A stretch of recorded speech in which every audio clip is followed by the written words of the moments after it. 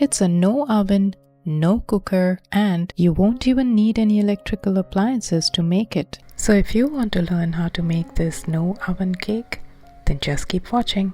Taking a clean dry bowl with a sieve, we will take all the dry ingredients. That is the all-purpose flour, the cocoa powder, baking powder, and baking soda. Sieve it all through, removing any lumps if there may be.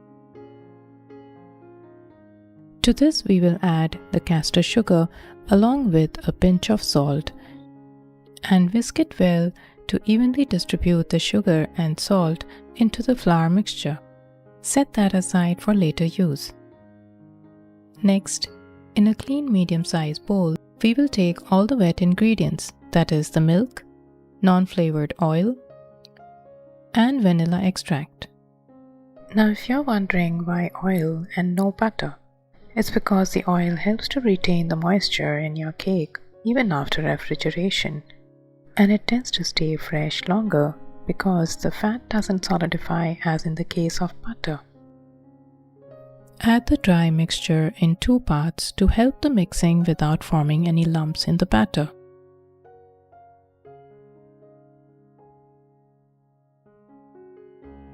Once we have achieved a smooth batter, we will now add half a teaspoon of lime juice or vinegar to activate the baking soda. This makes the cake rise, giving it a light and airy texture. So do not skip this step. Finally, pour the batter into the prepared baking tin. Tap it a couple of times. Take an oversized foil sheet to cover the tin. This helps to avoid the water droplets from seeping into the cake while steaming. If you wish to bake the cake in an oven, you can surely do that at 170 degrees for about 35 to 40 minutes. But keep an eye at 30 minutes and check with the skewer to test if it's done. Cover it with a lid that has a steam vent. Steam the cake over medium flame for about 50 to 52 minutes. Once done, carefully open the lid and remove the tin over a wire rack to cool for about 15 minutes until just warm to touch. Remove the cake onto the wire rack to cool completely.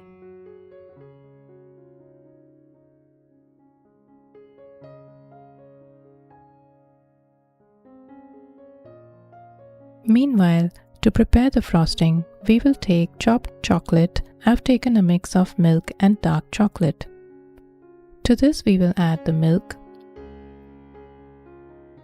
and place it over a double boiler to melt it into a smooth emulsion.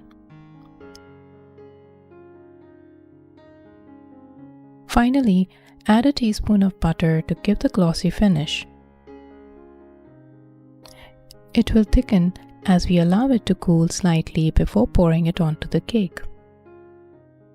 Drizzle the warm frosting over the cake to coat evenly.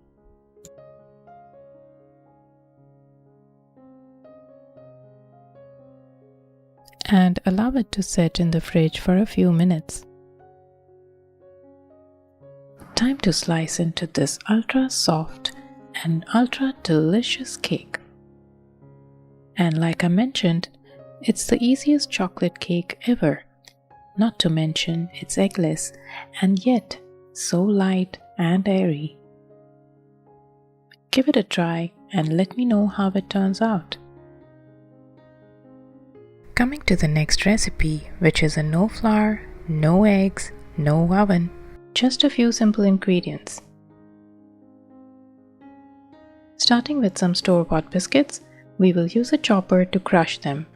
You can even use a Ziploc bag and pound them with a rolling pin. Just make sure it's not too fine. A little crumbly texture is what we are looking for. Transfer it to a mixing bowl to which we will add some melted butter. You can add it while it's still warm. It will simply help the crumbs to soak it up well.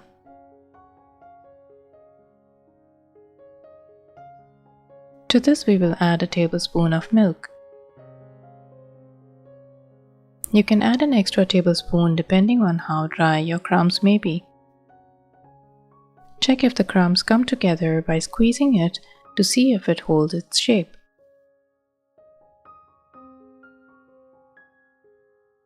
We will now take a serving dish with a 7-inch cake tin without the bottom and line it with an acetate sheet to help with the easy removal. You can find the link for this in the description box below. The mold does not require any greasing as we are not baking this cake. So you can go ahead and fill the bottom of the mold with the biscuit mixture. Press it down firmly, making sure you don't leave any air pockets. You can refrigerate this while we work on the filling. In a clean bowl, take cold sweetened whipping cream and whisk it up to a point where it forms soft but firm peaks.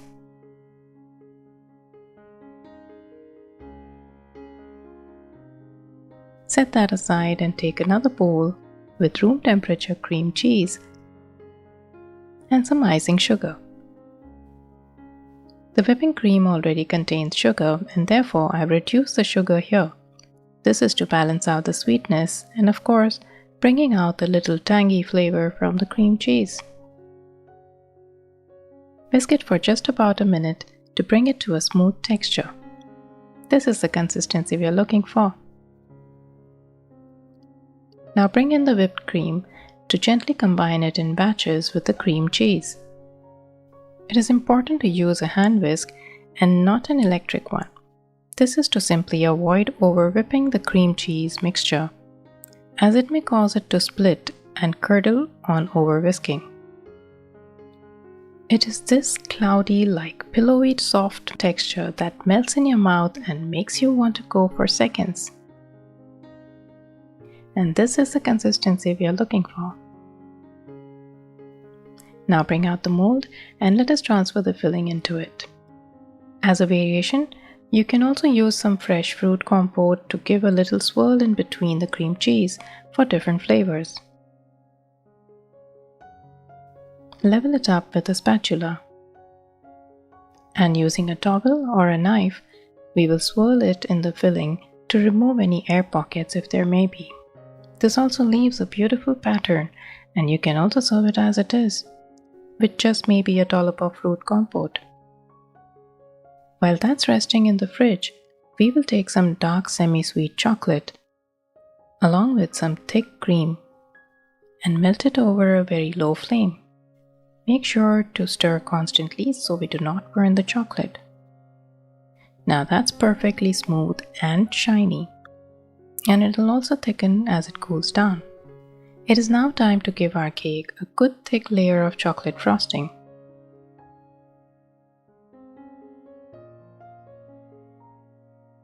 Level it up and allow it to rest in the fridge for about 15 minutes.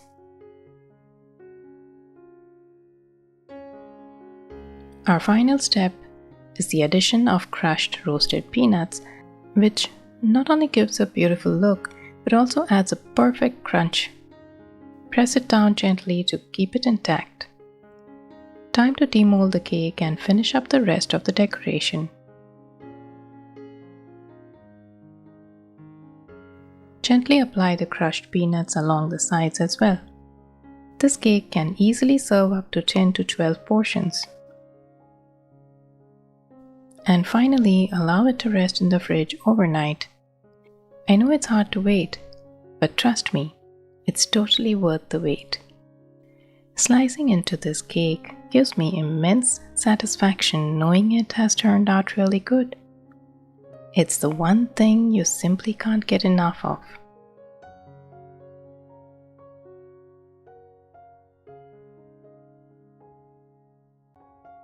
And when it comes to taste, you have got to try it to believe me how amazing it tastes.